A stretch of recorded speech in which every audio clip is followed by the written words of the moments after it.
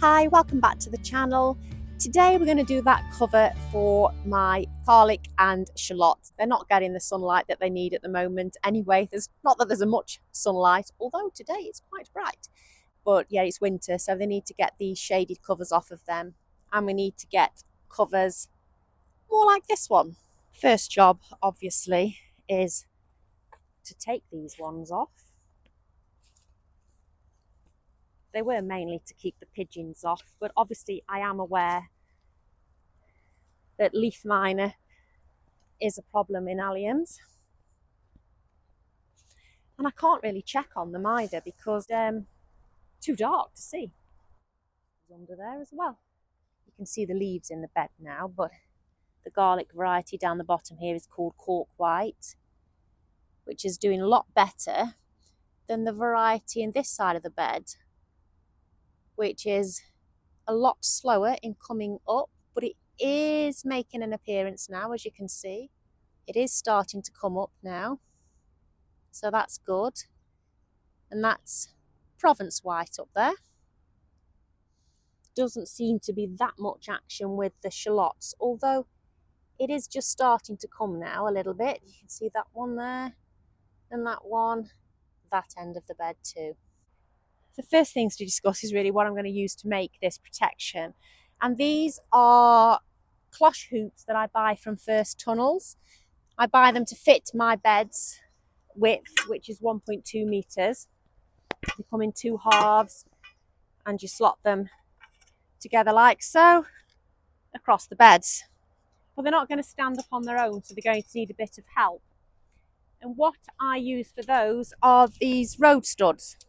Now, a lot of people get reinforcing bar to put down to make this, and that's great, it works, but reinforcing bar is actually really expensive to buy. Now, these, they call them road stakes, or road pins, I think is the actual word for them, fencing posts.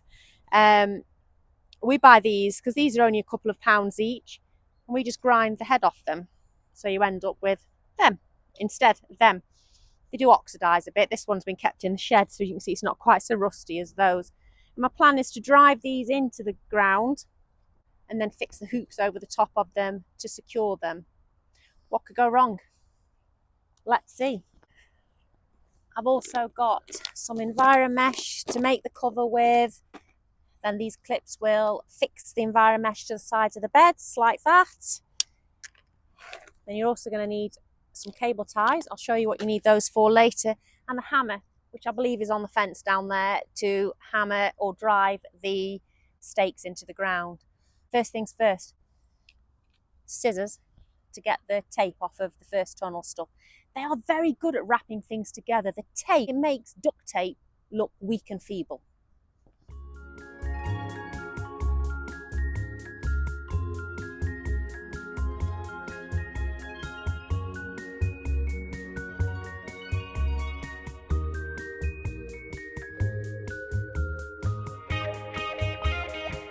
No exaggeration, this stuff is hateful to remove, and so some of it is going to stay on. I'm sorry, but I've given up. So now I have all of these separated, falling all over the place. It's time to knock these pins in. I don't think it'll take much to knock them in. The ground is so soft. I want them to go in a long way to give maximum support.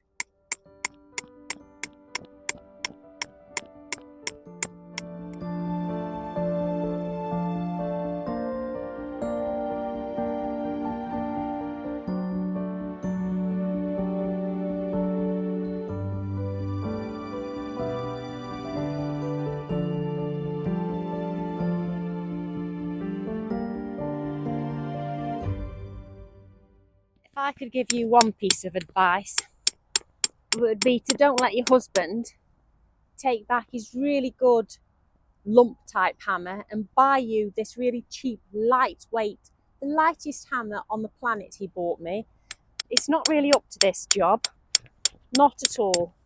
I can't, this isn't quite centred, there's definitely something hard under the ground there, so I can't get that one in any further. Had to move it over anyway, but yeah, a decent hammer. Don't be like me, who is just see if I can get these hoops onto the frame. They do come under a slight amount of tension as well. There you go.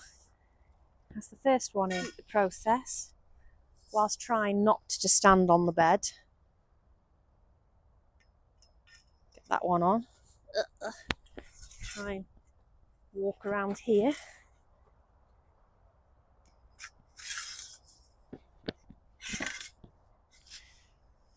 Right, so you've got the hoops up. Now you have to decide what netting you're going to put on them. If you wanted to, you could actually put a piece of polythene over here and make yourself a mini polytunnel.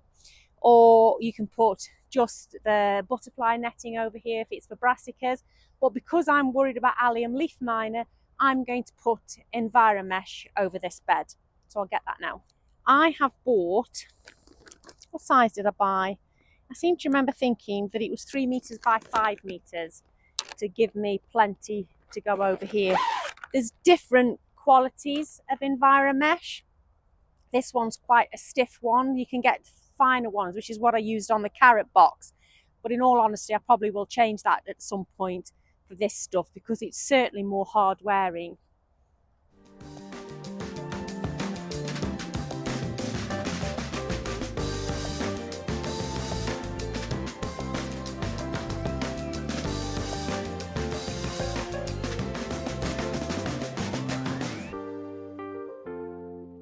Kind of loosely placed it over and holding it on the top with some clips for now.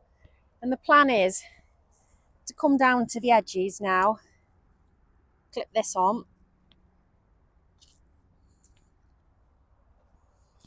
and bring it tight to this edge. These are a bit stiff, these clips actually. Struggling with them. And one in the middle there.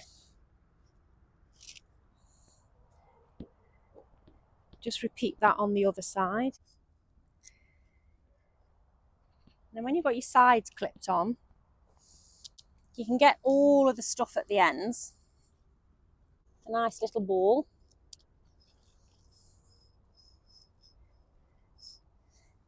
There you go. It's become taut now I've got hold of it properly. And then this is when you need the cable ties, because you're going to take a cable tie around this bunched end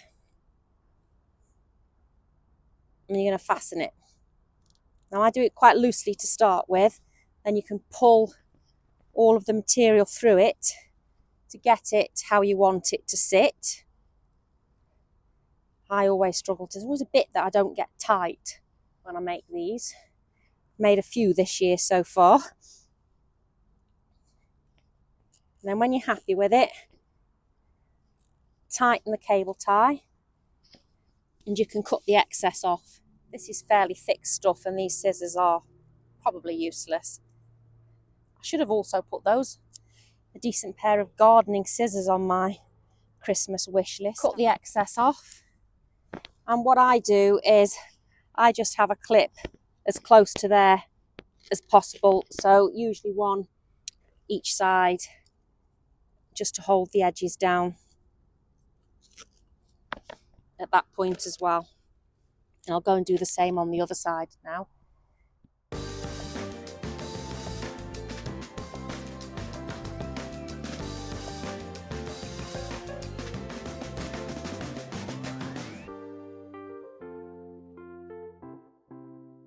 It's so easy to use. When you want to work on the bed, you just unclip the sides and the mesh will slide up the pole and you can clip it to the pole to hold it up there. And now obviously I can just get in there and do a bit of hoeing or weeding if I wanted to.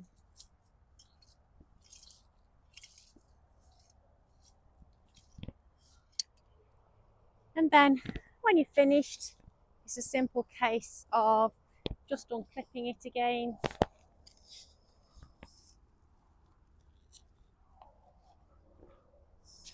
And sliding it back down and getting your tension back.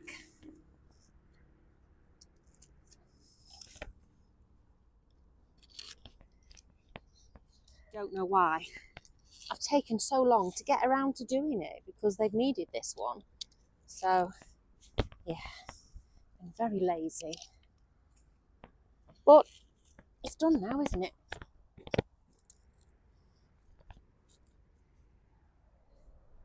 All finished. Now they're going to get some much needed light, and hopefully they'll start to grow a bit better. Obviously I'm using the first tunnel cloche hoops, but you can do exactly the same process with alkathene pipe or blue water pipe. You don't even have to use the metal probably. I think you can just maybe put some bamboo canes in. And my husband would go mad at me cutting up alkathene pipe to use in the flower beds when he uses it all of the time outside on the farm, and it is quite an expensive resource to him. So no blue water pipe in here. If you've gotten to the end of the video, thank you very much for watching. If it's given you some inspiration on how to protect your crops for next season, then please consider giving me a little thumbs up. It really helps the channel to grow. Thanks so much for watching. I'll catch you in the next video.